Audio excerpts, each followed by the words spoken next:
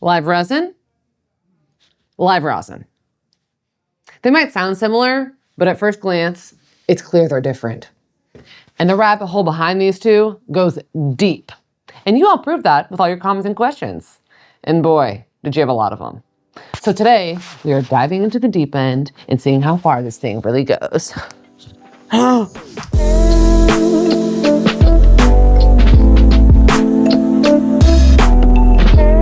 So I did a lot of work and I pulled together all these comments. No, actually I did it on Camden. So what we're gonna do is we compiled together some, should I talk to you or them? Let me tell you what we did. We compiled a list of comments. I'm gonna read them to you. We're gonna dig deeper into them. We're gonna explore, we're gonna get some deeper feelings, okay? Sound great. Good? Sounds great. You ready to dive in? Yeah. From @BassWhisperer TV. I appreciate the info. I'm a rosin fan. I feel he skirted the fact that many of us simply don't want solvents involved because you have to trust the processor to make sure it's fully purged. You have to trust the industry and the regulators when they say it's pure enough, in quotes. There are companies you can trust. I'm sure these guys make a great product. Look forward to trying it. And Rosin Vapes, pod style. What do you have to say about that? I think that this person's hitting on some important topics. And I think that, at the end of the day, it doesn't matter if your process is, solventless or with solvents. If you're a crummy manufacturer, you're going to bring a crummy product. And I would like to also just address that to that point. That's why when people are purchasing products, it's really important that they ask for full panel COAs, right? So we prove with every single batch that we make of any solvent-based product and solventless products, you need to test both because there can be things that you don't want in a rosin or a live resin. So the reality is that it's not about the format you're using. It's not about the methodology that you're using. It's about your commitment to a quality product and then backing that up with third-party certificates of analysis showing that there are no solvents, showing that there's no pesticides, showing that there's no, heavy metals, showing that there's none of these things that are harmful to us when we consume cannabis. So that's my answer to that is, yeah, if you suck, you're gonna make products that suck.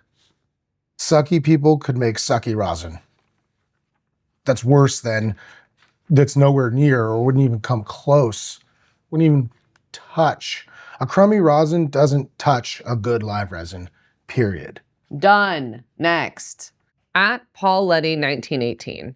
I've smoked and produced both, and as far as I'm concerned, rosin not only has the best flavor profile, but gives you a better and longer lasting high. So I'm 50-50 on this one. I agree. I think historically, the less you do to a plant, the more you're allowing its spirit to shine, right? I agree on the flavor part, but I just disagree from an efficacy standpoint. And the reason for that is a lot of the time, for most folks, if you're put it this way, there's different resin head sizes. And so a lot of the time people are only smoking within a certain size. And some folks would argue that the things that are outside of that maybe could take away from flavor, or by using those, you have a higher increase of maybe materials you don't want in there, right? But either way, I think the reality is that when you do a live resin, you're capturing all of the resin heads and all of the plant's goodness, whereas often with a rosin, you're going to be selecting the head size from a range. And I just would argue that there's a lot of efficacy in those smaller and larger ranges that are not being caught by a standard rosin production. So ultimately, you just don't agree that rosin gives you a better or longer lasting high? No, I do not. Resin. I do not. And I like both of these products. We produce both of them. I've been in this game for a long time, but even before, I've been consuming. That's the more important thing. I've been consuming for a long time, and I've consumed both. And I've seen, I find myself not wanting to. Absolutes are dumb, and it's just like, why can't we have both? And so I think that kind of touches on that earlier question of why has this been so controversial? I think I would just like to also clarify, why does it have to be so binary? Why can't we just let's smoke them both. See it with nuance. Yeah. Yep. And I think it's gonna be Cirque, but I think it's Sir Kraken 5140. Oh, do you think that they like the Washington hockey team? Why do you say that? Because they're called a Kraken. Oh. Sheesh. I remember using a hair straightener for dabs back in like 2013. I love this comment for two reasons. One, because it highlights the fact that I clearly need something. I have my hair straightener here. Yeah, I need a hair straightener.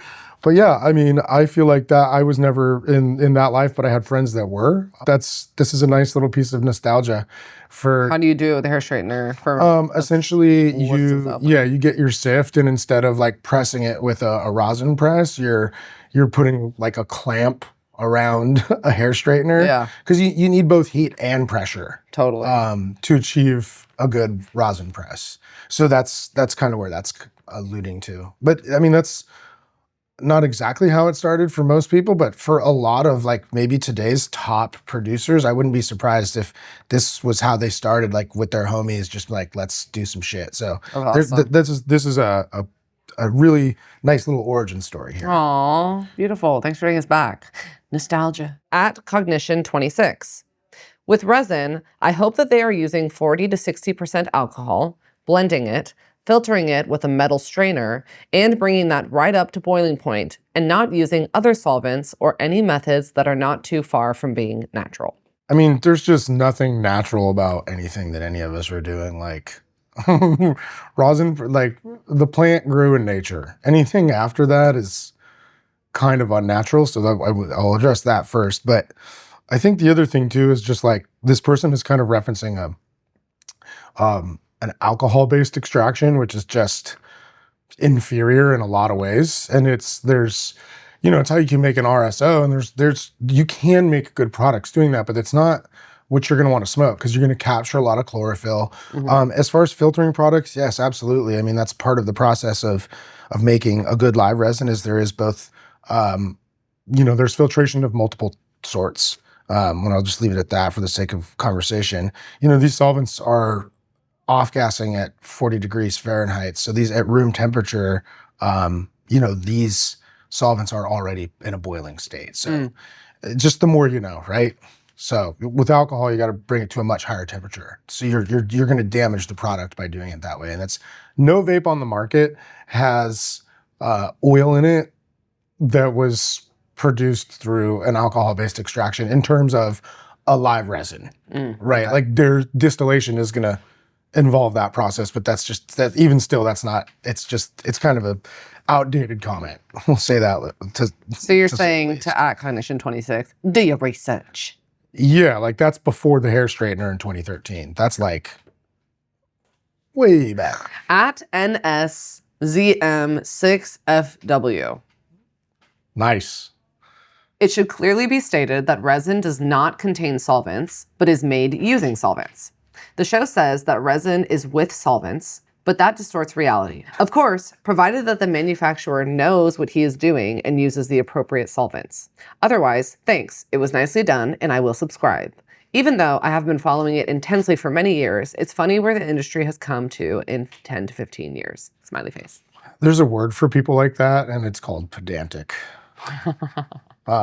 It's made using solvents. We can clarify that. Yeah. So what this person is talking about is the differentiation between with and containing, I think. And it's like these don't contain solvents, but there are solvents used in the process. Right. And that's an important distinction to understand. And again, goes back to why we have residual solvent tests. But that's just pedantic person being pedantic about language. But thanks for subscribing. Stay with us. Moving on. At Big Tommy 23. Big Tom. What's up, Tom? What up, Big Tom? Can use rosin in edibles recipe. Yes, can rosin use decarb?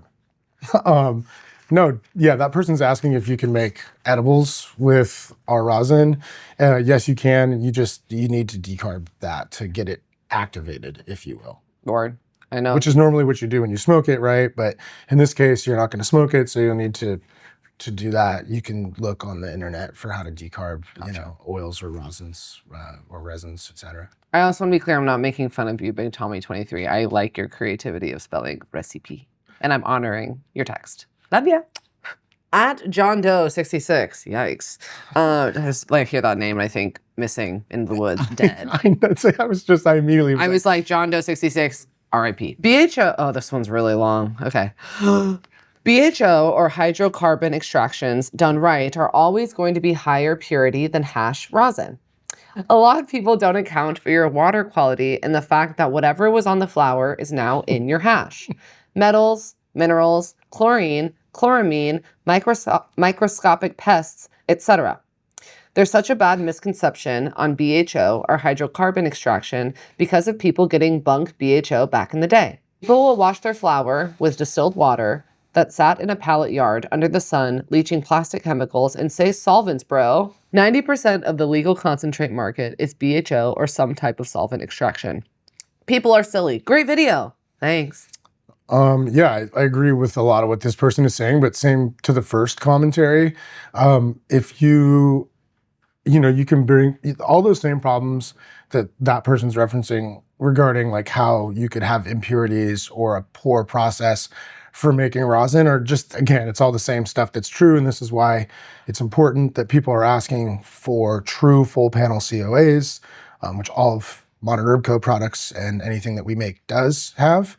And that's showing that there are no residual solvents, that there's no contaminants. And there's we follow a conglomeration of testing regulations because we have to sell in so many different markets, but we also know what's happening in the recreational markets and what they're testing for. And so, at the end of the day, I think we have a higher standard than probably anybody else in the nation, or at least are on par with the highest standards in the nation. And we like to think that we're part of like setting that standard, and kind of to address that to a further degree, I think purity maybe is an interesting choice of words, and I don't want to get pedantic, but I would say, yeah, I think you get a better efficacy, and I think that's what that person means. Like, I think there's a greater efficacy from a live resin, as we were talking about earlier. One of the previous comment had said that they felt like they were getting a longer lasting, better high from rosin, and I disagreed with that. This kind of ties back into what this individual is saying, and I think that this individual is really nailing it on the head with the reality that, the solvents help also, that process also helps decontaminate potential contaminants in there, right? So I think that there's, obviously you want to start with flour that doesn't have any contaminants, and that's the real truth of it. And so it really just comes down to the whole process entirely along the way.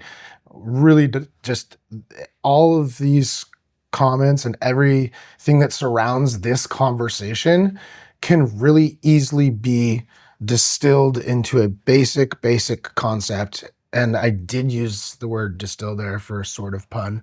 But it can really be distilled into this basic thought. And it's about the fire in, fire out theory. Like, if you come with bunk materials and bunk processes and you buy distilled water that's sat in a yard, or you don't purge your stuff properly, if it is using a solvent, you can't fix it. You've brought that to this scenario. You've brought that to your product. So at the end of the day, if the person or the people or the group of individuals responsible for processing the plant into an oil are doing a bad job, you're going to get a bad product no matter what method you're using. And if the people who are processing it are doing a great job, you're going to get a great product. And that is what we aim for every time. And then we have the receipts to back it up.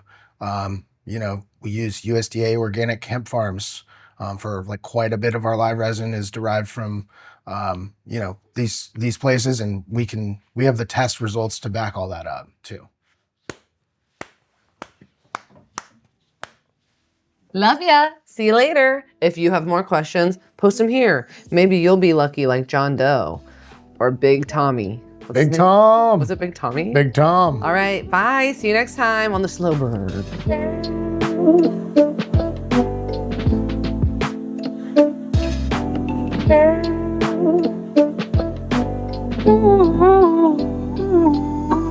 that good? Do we need to just do a whole nother take? I I'll feel like read Cam it. Daddy's unhappy. What? I feel like Cam Daddy's unhappy.